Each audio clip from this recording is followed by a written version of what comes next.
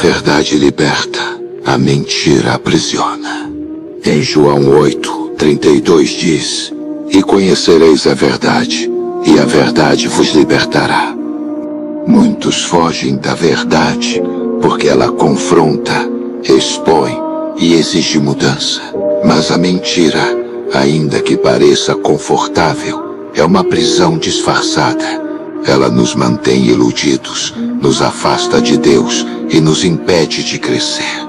O mundo ensina que cada um pode ter a sua própria verdade, mas só existe uma que realmente liberta: a de Cristo.